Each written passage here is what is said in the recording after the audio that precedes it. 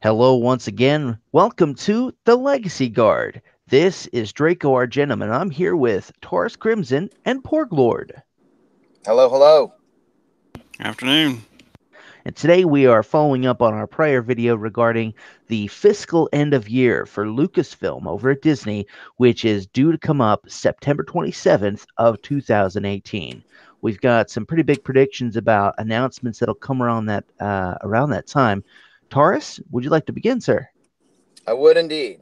So I'm predicting this here and now.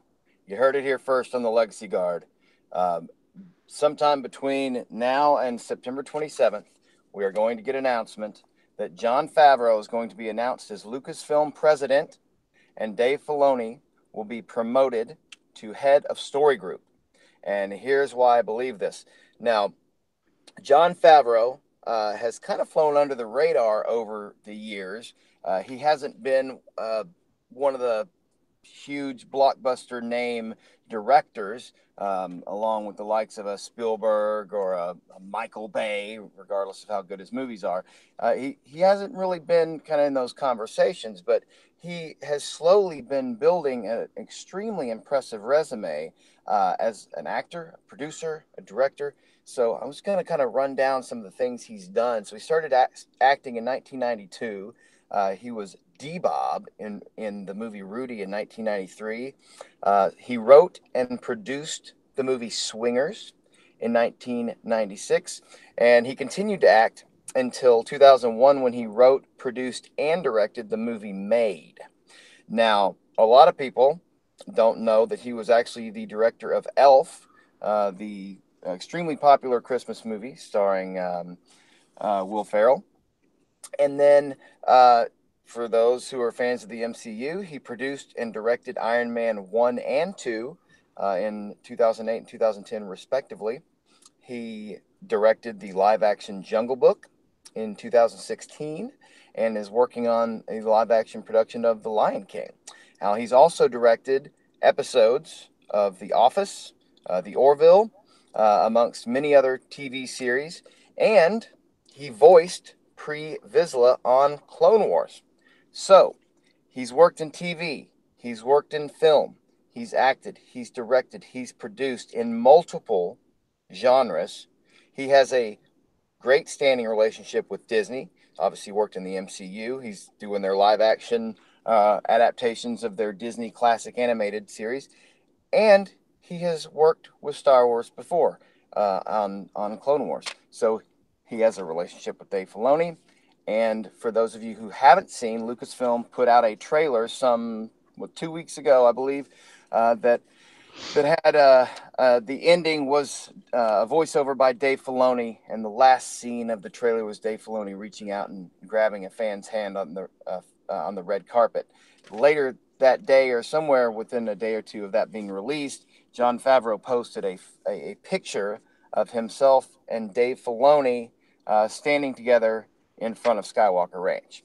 So, the reason I bring up this long resume is to say that Jon Favreau has done it all. He knows the entire process. He has done things that everybody loves Dave Filoni, but I think everyone agrees that he doesn't have the experience necessary to be the head of a major studio. Nor do I think we want somebody who is a creative mind as the head of a studio. The head of studio is a financial position. It's a hiring manager position. You're hiring directors. You're hiring talent. You're not necessarily, or you shouldn't necessarily, be in control of creative. And so I think this is the best case scenario to get a guy from all sorts of backgrounds who knows the entire process of making a film, of making a television episode, of making a television series, to be in control of Lucasfilm. In fact, I can't think of a better resume to have. And then to have Filoni get rid of this asinine story group that they have right now and put Dave Filoni in charge as the pilot in the seat directing where Star Wars goes. Because what we have right now is obviously a disaster, and we know Filoni is a huge fan. He knows the EU. He's brought a lot of the EU into the new canon. He was George Lucas's apprentice, his Padawan, if you will. He taught Dave Filoni how to tell Star Wars stories throughout the length of the Clone Wars. But I won't go into Filoni background. We all know who he is and why we love him. So that is my prediction, and I will turn it over to Porglord to give his likelihood on that scenario as well as his thoughts on it. Porglord? That's an interesting theory. I don't know. I mean, I wouldn't have a problem with it, I don't think. I mean, like you said, he's been a part of the whole process, and he's, he does know the ins and outs of what it takes. So I don't know. It would be interesting to see. I mean, I guess it's just as likely as it is unlikely. That makes sense. It does. It does. It's a 50-50 shot, everyone. It's either going to happen or it won't. Yeah. No, What I do mean, you think of him personally? Like, do you have any experience with any of his work other than like the MCU stuff? I mean, until he was announced to take the lead on the live action series for the Star Wars stuff, like, I guess I didn't realize just how impressive his resume was or who he even was when I looked him up and saw the picture. I was like, well, he's Happy from the MCU and in the Iron Man movies. And then once I started reading his IMDb page, it was like, well, holy crap, this guy's been around for a long time, and like you said, Elf, and directed the Iron Man movies. So it was like, well, that's pretty awesome. So I mean, I'm looking forward to see what he's going to do with the live action series. So, Draco? Well, I went ahead and I'm looking over Jon Favreau's IMDb here a bit, and it all looks really great. I was on board with the MCU from the first Iron Man movie. And Iron Man 2, I honestly liked really well, even though a lot of people will give me crap over that. The only thing that gives me a little bit of hesitation is that he worked on the Shannara Chronicles as an executive producer. That is distressing. Just one episode. It was probably the one that was halfway decent, right? It was chosen part one. It was like the first episode. And I don't know. I personally had a great deal of difficulty with Shannara Chronicles, but you know, technically looking at the Shannara Chronicles, there's plenty of room for the blame to go around, I think. But hold up. If it was the first episode, maybe this is actually a win for Favreau. Maybe he saw how horrible it was and he bailed. Or it could be that they just chose to use his name to lend credibility to the project as an executive producer. Possibly the same way that they're putting Dave Filoni's name on the new Resistance cartoon, even though Filoni's not going to be involved in the day-to-day happenings of the show. True. So I do believe that Favreau has a really great resume. He's been involved with the MCU for a long time, and Disney has been able to bank on the MCU to make up for recent losses that may have been accrued on the side of Disney Star Wars.